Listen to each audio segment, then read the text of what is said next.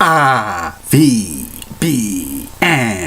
The Rich Video Blog Network, Billerica, Massachusetts, home to top 10 list of everything and anything.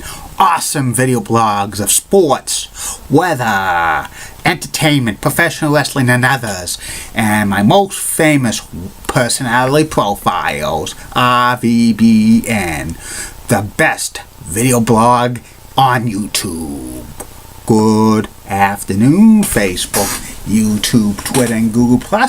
This is Rich again, back for your second video blog of the day.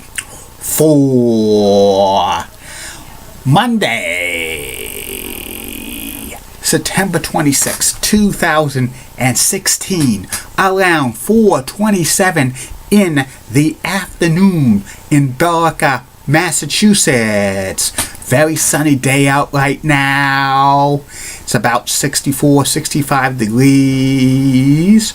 And this could be the nicest day of the week because Tuesday through Sunday could be unsettled weather with on and off rain showers. We do need the rain, but no soakers scheduled. Some news to report on the RVBN Newswire. The Boston Bruins re-signed forward Brad Marchand to an 8-year contract extension worth $49 million. So congratulations to the Bruins, who locked up one of their best scorers, and I think he's going to have awesome year this year. And also, Miami Heat's CEO Pat Riley has said that Chris Bosh, the team's forward, is most likely playing his last game with the team because he flunked a physical due to recurring blood clot issues. Chris Bosh's career, in my humble opinion, is over. He's going to have to retire because if he can't get cleared by the Heat, no other team could clear him. It's just sad his career has to end this way. And Paul Pierce of the Clippers announced that his upcoming season, 19th, will be his final season in the NBA. He's retiring. Wish it was the Celtics, but those things happen. And 47 years ago today, the classic TV sitcom The Brady Bunch made its debut on ABC. And 52 years ago today, the classic TV sitcom Gilligan's Island made its debut on CBS. And that's about it on news. Be back in a flash. I'm back. Did you miss me? My second video blog subject of the day is about the former Major League Baseball team, the Seattle Pilots. The Seattle Pilots only played one season, and they played in the American League West in 1969 when the AL expanded from 10 to 12 teams. They were the first Major League Baseball team in the Pacific Northwest, and they had an awful season, plus they had serious financial problems. Tell you the story about the Seattle Pilots. Seattle, Washington, back in the 1960s, was the third largest city in the west coast of the United States metropolitan-wise, behind Los Angeles and San Francisco, and it really wanted a Major League Baseball team. It was successful with the Pacific Coast League Seattle Rainers, and sometimes and baseball, Major League Baseball had a couple of teams that were flirting with Seattle. In 1964, there were rumors that the Cleveland Indians were going to move to Seattle. And also in 1967, the Kansas City A's were rumored to be going to Seattle, but both moves did not happen. And Seattle really wanted a Major League Baseball team. And there was a group called Pacific Northwest Sports Incorporated, which was headed by Dewey Soriano, who was a former minor league pitcher for the Rainers, and also he was the team president. And another person in that group was William Daly, who was actually a part owner of the Cleveland Indians when they flirted with Seattle back in the early 1960s. And Major League Baseball was going to add Seattle as an expansion franchise in 1971. with Kansas City Royals and also Montreal Expos and San Diego Padres, but the expansion process was moved up a couple of years to 1969 because there was a couple of senators in the state of Missouri who did not want baseball waiting for years to come back to Kansas City, and one of the senators threatened to look into removing baseball's antitrust exemption. So the expansion process had to be moved in quickly to 1969, and they had to name a GM, which was Marvin Mitis, who previously general manager of the California Angels, and Joe Schultz, who was a bench coach for the St. Louis Cardinals. And they were going to build a dome stadium in Seattle, but that would take a few years to be completed, around 1971-72. So the Seattle Pilots, who had to play in the minor league field, Sick Stadium until that new dome stadium was built. And also the Pilots had to pay the Pacific Coast League $1 million because the Rainers were very successful, and that really was not good. And the Pilots got their nickname from Dewey Soriano's part-time job during the off-season. When he played minor league baseball, he was an airline pilot. And Major League Baseball at the time required all stadiums to have at least 30,000 capacity of 30,000. And Sick Stadium was a minor league stadium that was kind of run down, and they worked so hard to get new seating, but only 19,500 seats were available for opening day. They had to update the scoreboard, which was so minor league, and that did not arrive until the day before the season started. And water pressure was non-existent, especially after the 7th inning, or when there was crowds of over 8,000. And the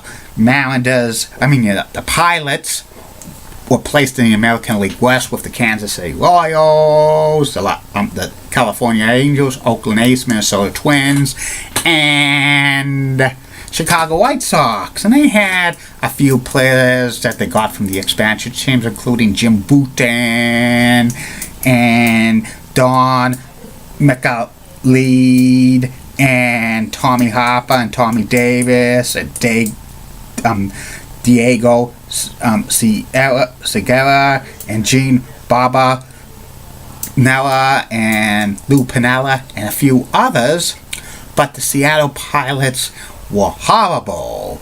They only had a record of 64-98, finishing last in the American League West. They had a lot of problems. The capacity grew to 25,000 by June, but it did not reach the major league level of 30,000 for the ballpark because of so much time to get the renovations. They didn't want to renovate during the season. And plus, in addition, that team was losing big time money. They were basically losing millions of dollars. And some of the people in Major League Baseball said that Seattle was not a fit for a big league market, and to further owes the problem, there was a delay on construction for the new dome stadium, which was not built until 1977. And the owners were running out of money, and they didn't want to reinvest in a team if they had to play several years at Sick Stadium, which was so run down that they couldn't really capacitate it more than 25,000. And some of the leaders of the Seattle Pilots during their only season was Don make a lead. He led the team with a .246 batting average with 25 home runs. Tommy Harper led the team with 126 hits and 54 stolen bases, which led the American League. Tommy Davis led the team with 80 RBIs. Gene Barber-Wecker was their staff ace with a 13-14 record with a 3.60 ERA and 139 strikeouts and 202.1 innings pitched. And Dago Sagi led the team with 12 saves. By the end of the 1969 season, the team was bankrupt, and Pacific Northwest Sports Incorporated was going to sell the team. They had to, because it would have went bankrupt. They tried to get local investors to buy into the team with the urging of the senators of Washington State at the time, but some of the ownership groups needed financing, and the American League did not want that, did not approve of it, because if they didn't have the financing, they were not going to lose millions of dollars in Seattle. And in 1970, the Seattle Pilots started spring training in Arizona. Didn't know what they were going to be doing. There was even a rumor the team was going to go fold up, which would have been a nightmare, because they would have only had 11 teams in the American League. And the ownership was actually talking to a used car salesman in Milwaukee by the name of Alan Bud Seeley, who was a big baseball fan. He was season ticket holders to the Milwaukee Braves, but they left to Atlanta in 1965. Seeley his goal was to bring back Major League Baseball to Milwaukee. And he tried a couple of times. He was in negotiations with Tom Yawkey about the Boston Red Sox in the winter of 1966. But that ended when they got the Impossible Dream. He also talked to the Chicago White Sox, but that went nowhere. And he had secret negotiations with the Pacific Northwest Sports Incorporated during the 1969 World Series, and they kind of made a deal for $10.8 million. They just want to give Seattle one more chance, but they never did. And on April 1st, 1970, Major League Baseball approved the deal for the Pacific Northwest Sports Incorporated group to sell to Bud Seeley, and the team moved from Seattle to Milwaukee and became the Milwaukee Brewers. And the state of Washington sued Major League Baseball for this, and the lawsuit dragged into the mid-1970s until Major League Baseball put an expansion team in Seattle, named it the Mariners in 1977. And so the Seattle Pilots were a one-year baseball team, and it was so goddamn awful. And they should have waited until 1971 to come in, where this expansion was going to be. But those things happen when, when there was stuff with trying to get baseball's antitrust exemption removed. Maybe in a future video blog I'll talk about the Major League Baseball antitrust exemption. It's going to be a good one. That's about it on this one. I'll be back later, Facebook, YouTube, Twitter, and Google Plus, with the third and final video blog of the night. It will be about the former All News Channel cable network, which lasted about 14 years in the late 80s through the early 2000s. Keep calm, everybody. I'm a Julie Button guy. Molly Rosebud of WCCO accent has nice legs. Elizabeth Hatso so stunning. She's the best. Amy Sweezy is awesome Amy. Linda Church of WPIX Channel 11 New York is such a cougar, and she's got nice legs, the best in New York City. And Bob Gibbs of ABC 11, the sweet southern accent. And in the words of Sean Lucci, get out! Bye now.